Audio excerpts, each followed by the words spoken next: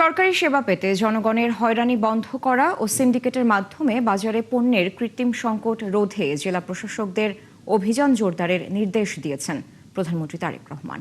সকালে রাজধানীর ওসমানী স্মৃতি মিলনায়তনে ডিসি সম্মেলনের উদ্বোধনী অনুষ্ঠানে তিনি বলেন, দুর্নীতির সাথে কোনো ধরনের আপোষ করবে না সরকার।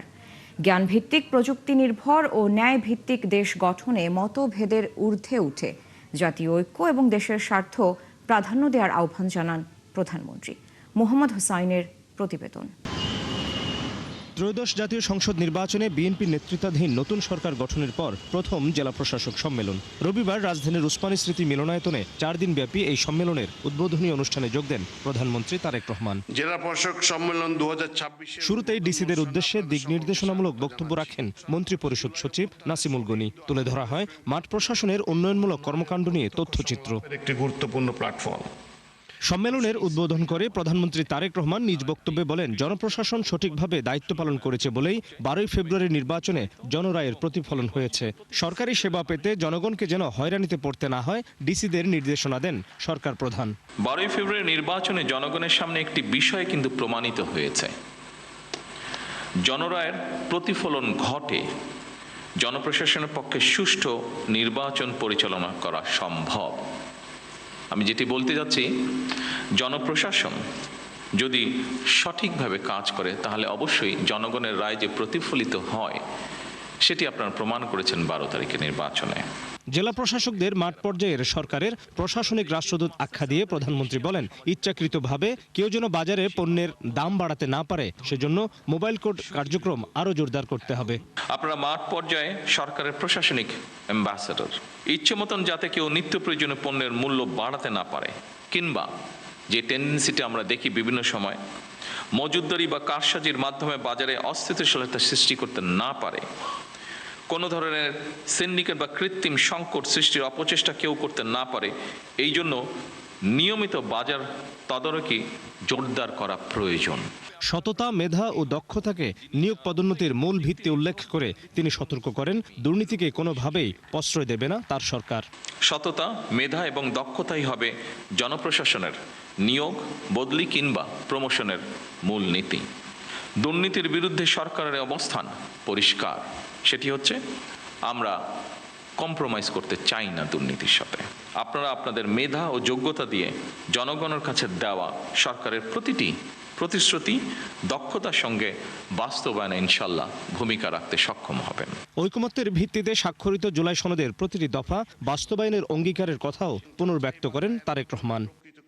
নির্বাচনী ইশতেহার এবং জনগণের সামনে স্বাক্ষরিত যে জুলাই সনদ, আমরা সেই সকল কিছুর অর্থাৎ আমাদের ম্যানিফেস্টো এবং জুলাই সনদ, এটার প্রতিটি দফা, প্রতিটি অঙ্গীকার পর্যায়ক্রমে আমরা বাস্তবায়ন করতে চাই। আমরা এই ব্যাপারে বদ্ধপরিকর। জ্বালানির উপর চাপ কমাতে সন্ধ্যা 7টার পর মার্কেটগুলোতে বিদ্যুতের ব্যবহার যেন না হয়, সে বিষয়ে ডিসিদের তদারকির নির্দেশনাও দেন প্রধানমন্ত্রী। আমাদের মধ্যে মতভেদ থাকতে পারেই, মতভেদ থাকাটাই আমাদের মধ্যে স্বাভাবিক, কিন্তু দেশের স্বার্থে আমি ব্যক্তিগতভাবে একজন রাজনৈতিক কর্মী হিসাবে দেশের স্বার্থে আমি বিশ্বাস করি সবার আগে বাংলাদেশ। মোহাম্মদ হোসাইন, 71, ঢাকা। বর্তমান বাস্তবতায় সরকার ক্ষমতার সুবিধা নিচ্ছে, কিন্তু সংস্কারে আগ্রহ দেখাচ্ছে না বলে অভিযোগ করেছেন এনসিপির সদস্য সচিব আখতার হোসেন। রাজধানীর ডিপ্লোমা ইঞ্জিনিয়ার্স ইনস্টিটিউটে জাতীয় কনভেনশনে তিনি একথা বলেন। এ সময় আখতার আরও বলেন, জনরায় নিয়ে ক্ষমতায় বসলেও বিএনপি তাদের পক্ষে কাজ করছে না। ত্রুটিপূর্ণ ব্যাংক অধ্যাদেশ সামনে সংশোধন করা হবে এমন প্রত্যাশার কথা জানান এনসিপির এই নেতা। দলটির আরেক নেতা সারওয়ার তুষার জানান, বিএনপি আর জুলাই সনদ বাস্তবায়ন করবে না। সংসদে স্বরাষ্ট্রমন্ত্রী তা স্পষ্ট করেই জানিয়েছেন। অন্তর্বর্তী সরকারের যেসব অধ্যাদেশ সরকারের ক্ষমতা বাড়াতে সহায়ক হবে, সেগুলোই তারা আইনে পরিণত করেছে বলে অভিযোগ করেন হান্নান মাসুদ। সরকারকে জবাবদিহিতার আওতায় আনবে এমন অধ্যাদেশগুলো বাতিল করেছে বিএনপি। আর কনভেনশনে এমপি হাসনাত আব্দুল্লাহ বলেন, সরকারের ভেতরে আরেক সরকার রয়েছে যারা জনবিরোধী সিদ্ধান্ত নিচ্ছে। আমরা যেহেতু 5 আগস্ট জুলাইয়ের মধ্য দিয়ে আমরা এই প্রজন্ম গিয়েছি, আমরা সংস্কার অবশ্যই আনবো, আজকে না হোক আগামীকাল না হোক পরশু। এটা অবশ্যই, এটা জাতি, এটা হচ্ছে আমাদের নিয়তি।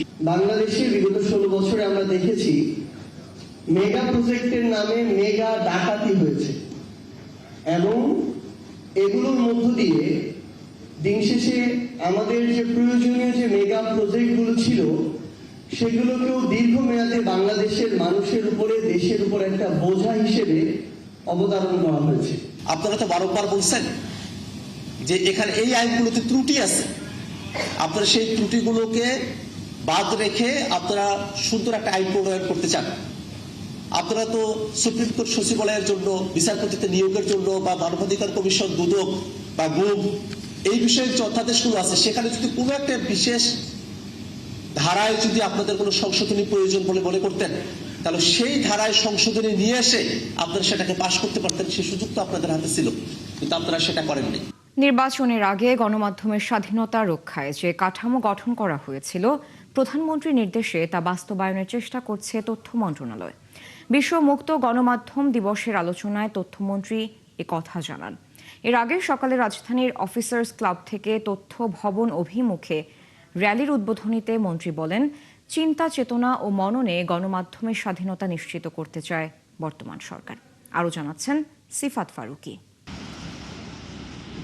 1993 সালে জাতিসংঘ ৩রা মে বিশ্ব মুক্ত গণমাধ্যম দিবস হিসেবে স্বীকৃতির পর থেকেই বিশ্বব্যাপী গণমাধ্যম কর্মীরা নানা আয়োজনে দিনটি পালন করে আসছেন। এই উপলক্ষে সকালে রাজধানীতে এক র্যালিতে অংশ নেন তথ্যমন্ত্রী। এ সময় তিনি বলেন, গণমাধ্যমের স্বাধীনতা রক্ষায় নির্বাচনের আগে দেয়া সরকারের প্রতিশ্রুতি বাস্তবায়নের পথে সরকার। আমাদের সরকার নির্বাচনের আগে গণমাধ্যমের স্বাধীনতা এবং দায়িত্বশীলতার যে কাঠামো তৈরি করার প্রতিশ্রুতি দিয়েছিল, আমরা আমাদের সেই কাজে তথ্য মন্ত্রণালয়ের পক্ষ থেকে সমস্ত পদক্ষেপ গ্রহণ করেছি। এরপর তথ্য ভবনে আয়োজিত অনুষ্ঠানে গণমাধ্যম ব্যক্তিত্বরা সাংবাদিকতা পেশার নানা বাধা এবং উত্তরণ নিয়ে কথা বলেন। আমি নওয়াবের সভাপতি সাহেবের অতীতে সরকার গণমাধ্যমকে শত্রু হিসেবে দেখলেও বিএনপি সংবাদ মাধ্যমের কাজে কোনো হস্তক্ষেপ করবে না বলে আশ্বস্ত করেন মন্ত্রী। অনেক সরকারের আমলেই গণমাধ্যমকে শত্রু হিসাবে চিহ্নিত করা হয়েছে। সরকার গঠন করলে গণমাধ্যমের পূর্ণ স্বাধীনতার নিশ্চয়তা বিধান করবে যে কোনো গণমাধ্যমে সরকারের কোনো প্রতিষ্ঠান, কোনো ব্যক্তি কেউ ডিকটেট করে কল দিবে না। গণমাধ্যমের বিভিন্ন সমস্যা সমাধানে কৌশলগত পরিকল্পনা, সাংবাদিকদের আইনি সহায়তা এবং সকল সংবাদ মাধ্যমকে ফ্যাক্ট চেকিং এর আওতায় আনার কথা জানান তিনি। আমরা একটা গণমাধ্যম কমিশন গঠন করব। এরপরে সেই গণমাধ্যম কমিশন যখন সবাই মিলে আমরা সময় দিয়ে, চিন্তা দিয়ে, মেধা দিয়ে সবাই যুক্ত হয়ে করতে, কারণ সবাই তো বুঝি যে একটা হেলদি রেগুলেশন দরকার।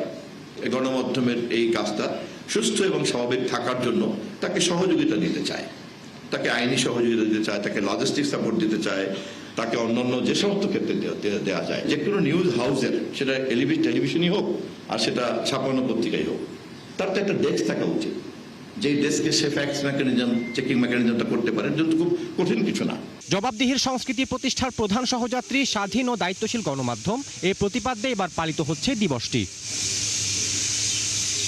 সিফাত ফারুকী, ৭১, ঢাকা। রাজধানীতে চাঁদাবাজি এবং অন্যান্য অপরাধ দমনে জোরালো অভিযানে নেমেছে ঢাকা মেট্রোপলিটন পুলিশ।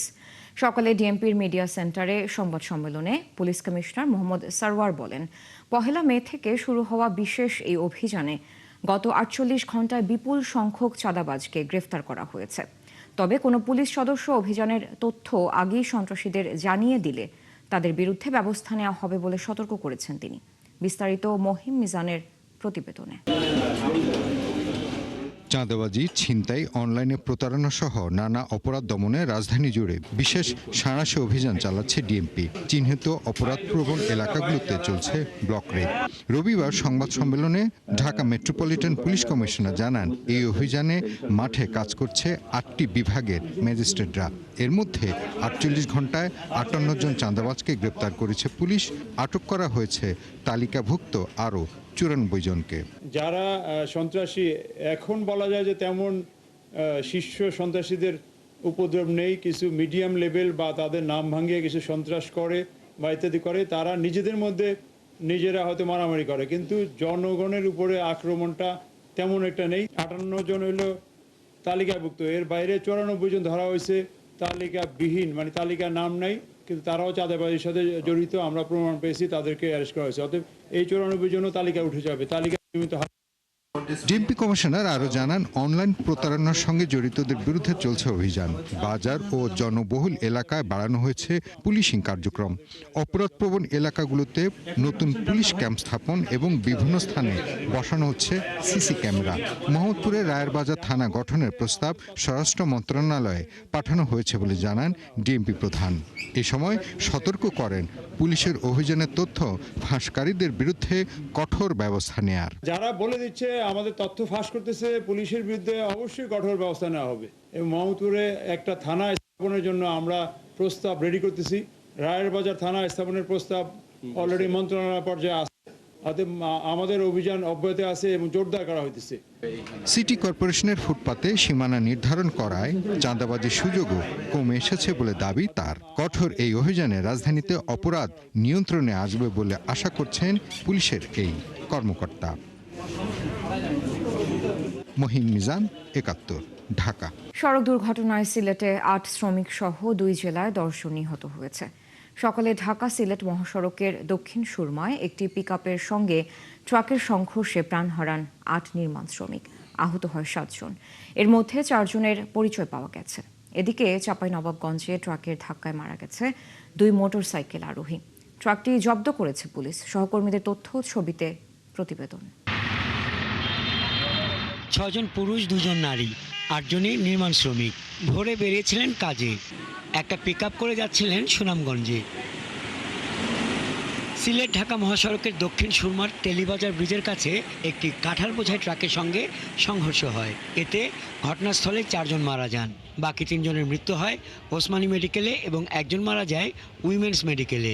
হেল্পারে চালাইছে, হেল্পারে চালানির বাদে হেল্পারে ঘুমাইয়া ইয়ার মারছে ডিআইরে মারছে সাইডে দিয়ে। ডিআইর কোনো ক্ষতি হয়েছে না, কিন্তু মানুষ সব পড়ে গেছেন মারার লগে লগে। একজন মানুষও মারা গেল না, মানে যদি তারা পিকআপের উপরে না থাকতো। আমি তো দায়ী করে ডালাই ঠিকাদার রে।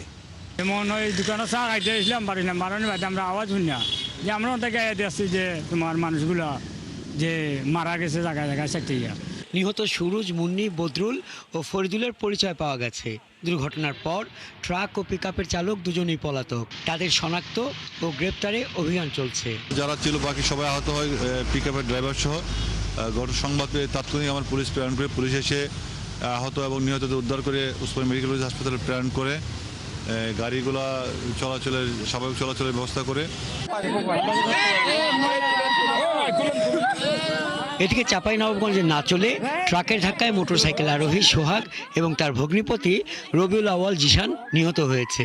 উপজেলার সদর ইউনিয়নের বেনিপুরে এই দুর্ঘটনা হয়। ঘাতক ট্রাকটি জব্দ করা হয়েছে। হাসান আহমেদ, ৭১। হাওরে যাতায়াত ব্যবস্থা নিয়ে ভয়াবহ সংকটে কৃষকরা। কোথাও সড়ক পানিতে তলিয়ে গেছে, আবার কোথাও রাস্তা ভাঙা। ফলে প্রত্যন্ত এলাকা থেকে ধান পাঠানো যাচ্ছে না শহরে। স্থানীয় প্রশাসনও বলছেন এসব কারণে বাড়ছে সংকট। মোহন ইসলামের প্রতিবেদন। ভোর ৭টা থেকে এই বিশেষ গাড়িটি, যার স্থানীয় নাম হেন্ট্রলি, তা নিয়ে আটকে আছেন খোকন মিয়া।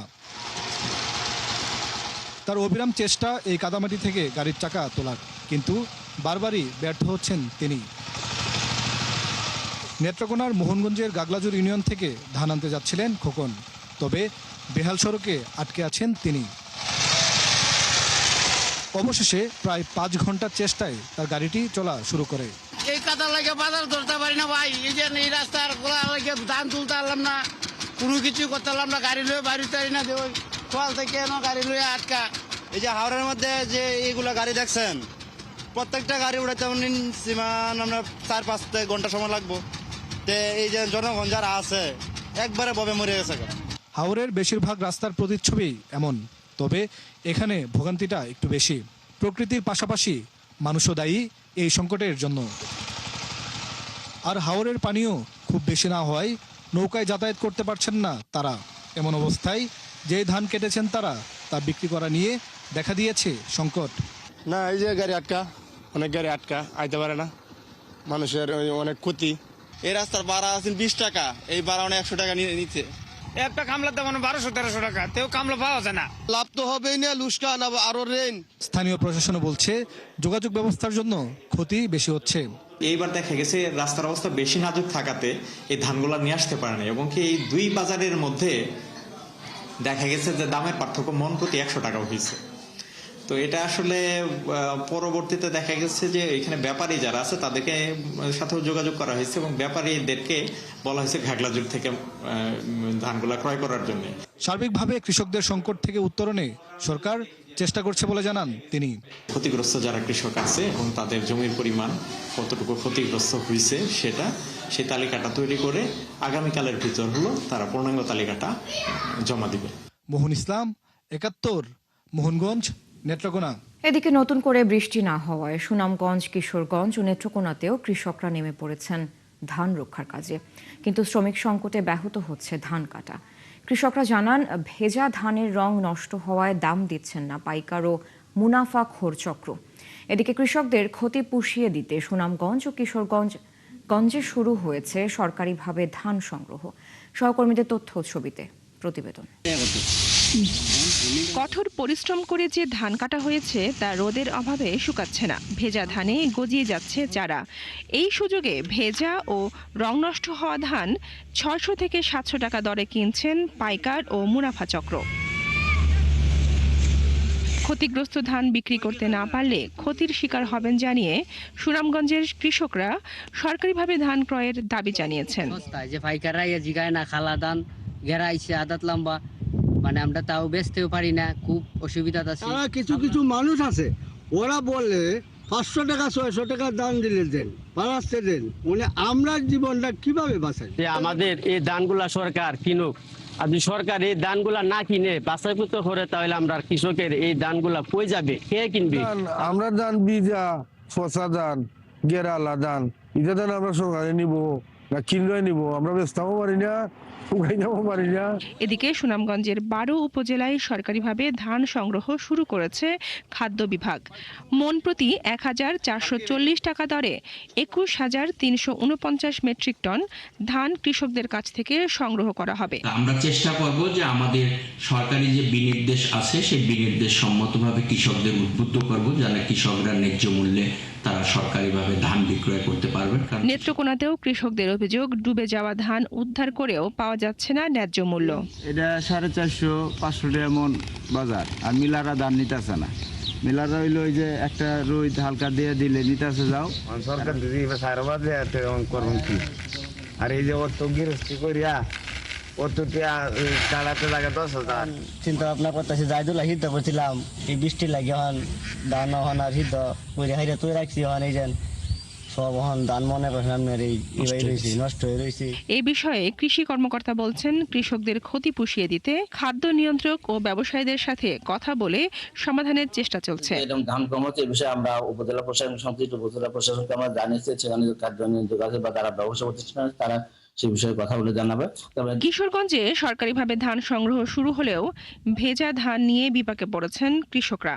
তবে প্রশাসনের পক্ষ থেকে দেওয়া হয়েছে সহায়তার আশ্বাস। চাল কেনার ব্যবস্থা নিলে সরকার মিলাররা কৃষকদের কাছ থেকে ভিজা ধান কিনেও তারা চাল দিতে পারবে। কৃষি বিভাগের তথ্য মতে কিশোরগঞ্জে এখন পর্যন্ত ৯,০৪৫ হেক্টর জমির ধান পানির নিচে তলিয়ে গেছে। বনশ্রী হালদার, ৭১। প্রধানমন্ত্রীর নির্দেশে হাওড়া অঞ্চলে ক্ষতিগ্রস্ত পরিবারগুলোকে ৩ মাস বিশেষ কার্ডের মাধ্যমে সহায়তা দেওয়া হবে, বললেন দুর্যোগ ব্যবস্থাপনা ও ত্রাণমন্ত্রী আসাদুল হাবিব দুলু। রবিবার সকালে লালমনিরহাট বড়বাড়ির শহীদ আবুল কাশেম মহাবিদ্যালয় মাঠে একটি বেসরকারি সংগঠনের ত্রাণ বিতরণ অনুষ্ঠানে যোগ দিয়ে তিনি এসব কথা বলেন। তিনি আরও বলেন, হাওড়ে ক্ষতিগ্রস্ত মানুষের সরকারি সহায়তার মধ্যে থাকবে খাদ্যসহ বিভিন্ন পণ্য সামগ্রী। এছাড়া সরকার সারা দেশে প্রাকৃতিক দুর্যোগ মোকাবেলার জন্য প্রস্তুতি নিচ্ছে, ক্ষতিগ্রস্ত মানুষের পাশে সবসময় দাঁড়াচ্ছে। সুনামগঞ্জ, হবিগঞ্জ এবং সিলেটের বিস্তীর্ণ অঞ্চল এবং ব্রাহ্মণবাড়িয়ার একটি অংশ পানিতে ডুবে গেছে। আমরা ইতিমধ্যে ক্ষতিগ্রস্ত কৃষকদের তালিকা প্রস্তুত করেছি। তাদেরকে আমরা 3 মাসের জন্য একটা কার্ড প্রদান করব। প্রতি মাসে তারা আমাদের মন্ত্রণালয় থেকে সেই সহায়তাটা পাবে এবং সেটাকে আমরা যাচাই বাছাই করতেছি। শীঘ্রই কাজের আমি আনুষ্ঠানিকভাবে উদ্বোধন করার জন্য আগামী 6 তারিখে সুনামগঞ্জ যাচ্ছি। প্রথম বাংলাদেশি প্রতিষ্ঠান হিসেবে মার্কিন সয়াবিন রপ্তানি কাউন্সিলের টেকসই মার্কিন সয়াবিন লেবেল অর্জন করেছে মেঘনা গ্রুপ অফ ইন্ডাস্ট্রিজ, MGI। সকালে রাজধানীর একটি 5 তারকা হোটেলে আয়োজিত অনুষ্ঠানে সনদ গ্রহণ করেন এমজিআই পরিচালক তানজিমা মুস্তফা। এ সময় তিনি বলেন, এই স্বীকৃতি এমজিআইকে আরও স্বচ্ছ ও দায়িত্বশীলভাবে কাজ করতে উৎসাহ দেবে। Julia Tanha report. প্রথম বাংলাদেশি প্রতিষ্ঠান হিসেবে মার্কিন সয়াবিন রপ্তানি কাউন্সিলের টেকসই মার্কিন সয়াবিন লেবেলের স্বীকৃতি পেল মেঘনা গ্রুপ অব ইন্ডাস্ট্রিজ এমজিআই।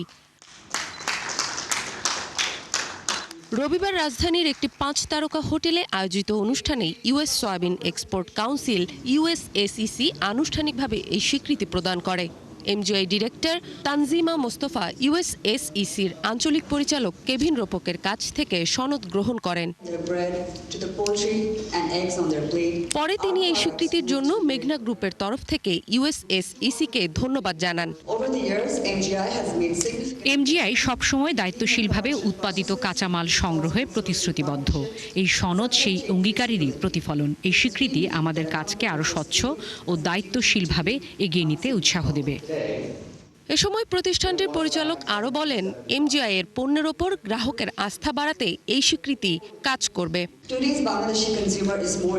আমরা টেকসই পদ্ধতি যুক্ত করে ভালো মানের পুষ্টি নিশ্চিত করার পাশাপাশি মানুষ ও পরিবেশের জন্য দীর্ঘমেয়াদে ইতিবাচক প্রভাব রাখতে চাই। এই স্বীকৃতির ফলে গ্রাহকরাও আমাদের পণ্যের উৎস ও মান নিয়ে আরও নিশ্চিন্ত থাকতে পারবে। অন্যদিকে ইউএসএসি বলছে, বাংলাদেশের মতো বাজারে এই উদ্যোগ টেকসই সরবরাহ ব্যবস্থার একটি ইতিবাচক দৃষ্টান্ত। বাংলাদেশে এমজিআই এর মতো একটি প্রতিষ্ঠান এই লেবেল অর্জন করায় আমরা আনন্দিত। এটি তাদের সরবরাহ ব্যবস্থায় টেকসই চর্চার প্রতিফলন। বাংলাদেশ, নেপাল ও পাকিস্তান থেকে নির্বাচিত 6টি প্রতিষ্ঠানের মধ্যে শুধু এমজিআই এই স্বীকৃতি অর্জন করল। দক্ষিণ এশিয়ায় মাত্র 20টি প্রতিষ্ঠানের এই মর্যাদা রয়েছে। জুলিয়া তানহা, 71, ঢাকা। প্লাস্টিক ও রাবারের তৈরি জুতায় ভ্যাট অব্যাহতি সুবিধা পুনর্বহালের দাবি জানিয়েছেন পাদুকা প্রস্তুতকারী সমিতি। সকালে ঢাকা রিপোর্টার্স ইউনিটিতে আয়োজিত সংবাদ সম্মেলনে এ দাবি জানান সমিতির নেতারা। সংবাদ সম্মেলনে নেতারা বলেন, রাবার এবং প্লাস্টিকের তৈরি জুতার মূল ক্রেতা নিম্ন আয়ের মানুষ। বিগত অন্তর্বর্তী সরকার অল্প দামি চপ্পল ও পাদুকার ওপর 15% ভ্যাট আরোপ করে। ফলে 500 কারখানার প্রায় অর্ধেক বন্ধ রয়েছে, কর্মহীন কয়েক হাজার শ্রমিক। আশঙ্কা করা হচ্ছে এই বাজার অন্য দেশের দখলে চলে যাবে। সংবাদ সম্মেলনে নেতারা দাবি করেন, 150 টাকা মূল্যমানের পাদুকাকে ভ্যাট মুক্ত রাখতে হবে। তারা জানান, দেশের পাদুকা শিল্প পুরাতন ও ফেলে দেয়া প্লাস্টিক ও রাবার থেকে তৈরি হয়। ভ্যাটের চাপে এ শিল্প অস্তিত্ব সংকটে পড়লে বিপর্যয় পড়বে পরিবেশ। গরিবের পণ্য সরকার যদি ভ্যাট মুক্ত না করেন, তাহলে আমার মনে হয় আমাদের লক্ষ লক্ষ কর্মচারী যারা আছেন তারা পথে নেমে যাবেন। এবং অলরেডি অনেকগুলো আমাদের ফ্যাক্টরির সামনে বসে থাকেন, অনেক ফ্যাক্টরি আমাদের বন্ধ হয়ে গেছে। কারণ আমাদের এই পণ্য যদি চালু না হয়, তাহলে আমাদের পাশাপাশি দেশ যারা ভারত, তারা কিন্তু এই পণ্যটাকে লুকে ধরবেন। অন্তর্বর্তীকালীন সরকার আমাদের যে ভ্যাট অব্যাহতি সুবিধাটা ছিল সেটা প্রত্যাহার করে নেয়। এর ফলে যেটা হয়েছে, প্রান্তিক জনগোষ্ঠীর উপর কিন্তু এটার উপর ভ্যাটের একটা চাপ পড়ে গেছে এবং চাপের ফলে কিন্তু তাদের এখন ক্রয় সীমার বাইরে কিন্তু এই পণ্যটা চলে যাচ্ছে এবং তারা কিন্তু এখন আগের মতো ঠিকমতো ক্রয় করতে পারছেন না। দেশের বাজারে স্বর্ণের দাম নির্ধারণের একক আধিপত্য জুয়েলারি সমিতির। এজন্য রাজস্ব বোর্ড, বাণিজ্য মন্ত্রণালয় সহ সরকারি কোনো প্রতিষ্ঠানকে জানানোর প্রয়োজন মনে করে না স্বর্ণ ব্যবসায়ীদের এই সংগঠন। আমদানি নীতিমালা থাকলেও সেটা অনুসরণ করে স্বর্ণ আনা হয় কম। বেশিরভাগই আসে ব্যাগেজ রুল অথবা চোরাই পথে। এই খাতের এমন বিশৃঙ্খল অবস্থার হ্রাস টেনে ধরতে চান বাণিজ্যমন্ত্রী। জাহিদুল ইসলামের প্রতিবেদন। দেশের বাজারে স্বর্ণের দাম প্রতিনিয়তই ওঠানামা করছে। বর্তমানে প্রতি ভরি স্বর্ণ বিক্রি হচ্ছে 2,42,000 টাকায়। গহনার মজুরি এবং 5% ভ্যাট মিলিয়ে এটি প্রায় 2.5 লাখ টাকা। তবে দামও কতক্ষণ স্থির থাকে সেটা নির্ভর করে জুয়েলারি সমিতি বাজুসের ইচ্ছের উপর। দেশে প্রায় 40,000 দোকানে স্বর্ণ বিক্রি হয় জুয়েলারি সমিতির নির্ধারিত দামে। কখনো মনে হচ্ছে যে না, বাংলাদেশের বাজারে একটু বেশি, আবার ইন্ডিয়ার বাজারে হয়তো একটু কম। স্বর্ণের দামটা যে হারে বাড়ছে, এটা তো আমাদের জন্য আসলে নাগালের বাইরে। দুবাই, সৌদি এগুলি অবশ্যই ভালো। বাংলাদেশের স্বর্ণ যে খারাপ তা না, ভালোই। তবে ওই যে দামে একটু হেরফের অবশ্যই আছে। প্রতি বছরই স্বর্ণের চাহিদা বাড়ছে। এর যোগান কিভাবে হয় সেটাও জানেন না অনেক বিক্রেতা। কোথায় থেকে গোল্ড আসতেছে, কোথায় বিক্রি হচ্ছে, কে মালিক কিভাবে আনতেছে, এটা আপনাকে বলতে পারবো না। দীর্ঘদিন থেকে যে গোলগুলো বিক্রি করছি, যেটা তারা চেঞ্জ করে নেয়, রিসাইকেলিং হয়, ওইটাতে ম্যাক্সিমাম আমাদের ফিল আপ হয়ে যায়। যারা আপনার জুয়েলারি লাইসেন্স পাচ্ছে অনেকেই সক্রিয় না, অনেকে আবার সক্রিয়, সেই তুলনায় তাদের টাকায় তাদের যে আমদানি তারা সেটা যোগান দেয় না। 2020 সালে করা প্রথম নীতিমালায় 18 প্রতিষ্ঠানকে স্বর্ণ আমদানির সনদ দেয় সরকার।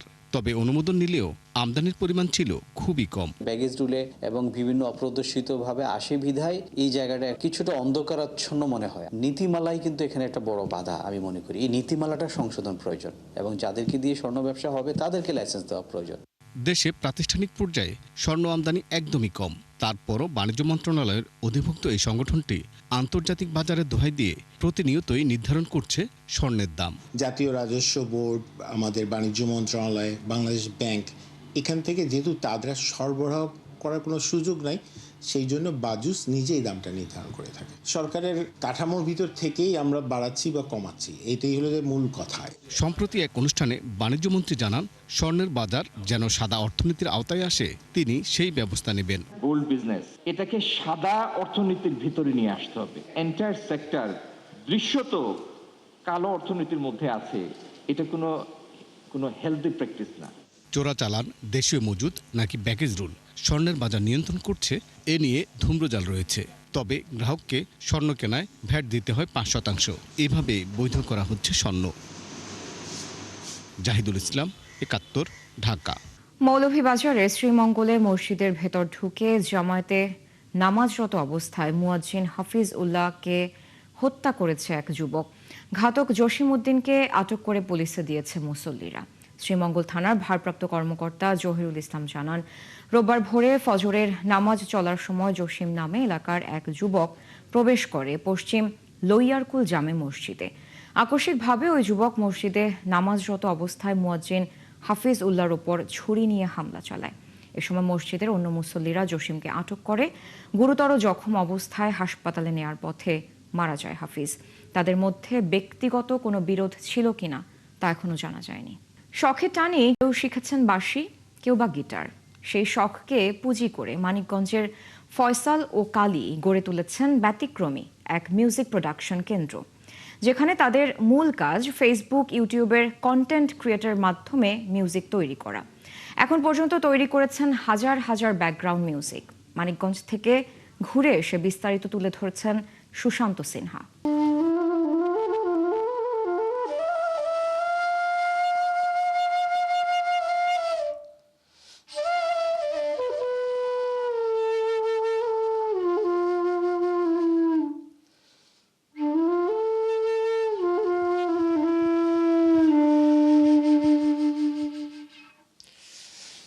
বাঁশির সুর আসলে আমার রক্তের সাথে মিশে আছে। আমি ক্লাস 3-তে যখন পড়ি তখন থেকেই বাঁশি শেখা শুরু করি। এখন পর্যন্ত বাঁশি শিখতেছি, পাশাপাশি এটাই আমার প্রফেশন। আর প্রফেশনের পাশাপাশি আমি কন্টেন্ট ক্রিয়েটরদের জন্য ব্যাকগ্রাউন্ড মিউজিক তৈরি করি। তার টিমে দোতারা বাদক, তবলা বাদক, আমি নিজে বাঁশি বাজাই, একজন মন্দিরা বাদক, সেই সাথে একজন সাউন্ড অপারেটিং ইঞ্জিনিয়ার। এই 5 জন মিলে আমাদের টিম। আমাদের গ্রামীণ মিউজিক ব্যাপক পরিমাণে চাহিদা।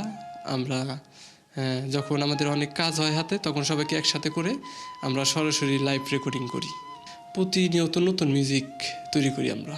আমাদের 2টা স্টুডিও, আর একটা হচ্ছে ডিজিটাল। অ্যানালগ স্টুডিওতে আমরা লাইভ রেকর্ডিং করি, ওইখানে সব ইনস্ট্রুমেন্ট আমরা সরাসরি হাতে বাজিয়ে আমরা রেকর্ডিং করি। আর হচ্ছে ডিজিটাল স্টুডিওতে অত্যাধুনিক সাউন্ড, নিউজ, তারপরে ক্রাইম, যে অত্যাধুনিক সাউন্ডগুলো আছে সেগুলো আমরা মানিকগঞ্জ আমাদের ডিজিটাল স্টুডিওতে করি। আর গ্রামীণ মিউজিক আমরা ট্যাপরাতে আমাদের অ্যানালগ স্টুডিওতে করি। এখন পর্যন্ত প্রায় 1000 কন্টেন্ট ক্রিয়েটরকে গান দিয়েছি, আমি মিউজিক দিয়েছি।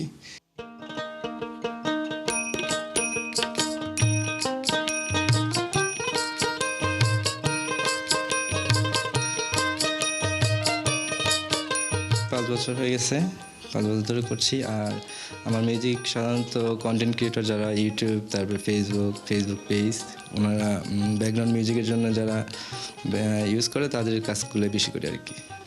সেক্ষেত্রে কীভাবে শুরু করলেন এটা যে একটা পেশা হতে পারে, এটা কীভাবে? আসলে আমি তো প্রথমে গিটার শিখতাম, গিটার শেখার পর থেকে এটা মনে চিন্তা হলো যে মিউজিক ক্রিয়েট করে কিছু করা যায় কিনা, সেই চিন্তা থেকে আর কি আসা যে আর এখন তো কন্টেন্ট ক্রিয়েটরে ইউটিউবে অনেক মিউজিক লাগে, তো ভাবছি যে ওইভাবে চিন্তা করে তো এইভাবে আসা আর কি। আর এই গানের কি রয়্যালটি বা কপিরাইট হওয়ার সম্ভাবনা আছে? না, কপিরাইট হওয়ার একদমই সম্ভাবনা নেই। আমি নিজে হাতে বাজাই সবগুলো, এগুলা তারপর বাঁশির দরকার হলে এগুলা লাইভ রেকর্ড নেই, তারপরে এগুলা রেডি করে দিই। এগুলো কপিরাইট আসার কোনো চান্স নেই। এই সুরের ব্যঞ্জনা ছড়িয়ে পড়েছে শুধু বাংলাদেশে নয়, গোটা পৃথিবীর মানুষের কাছে ফেসবুক, ইউটিউবের কন্টেন্ট তৈরির মধ্য দিয়ে। সুশান্ত সিনহা, ৭১, মানিকগঞ্জ। দর্শক, চলছে সংবাদ সংযোগ। সরাসরি সংবাদ অনুষ্ঠান দেখতে চোখ রাখুন ৭১ ফেসবুক পেজ এবং সাবস্ক্রাইব করুন ৭১ ইউটিউব চ্যানেল। থাকুন ৭১ সাথে।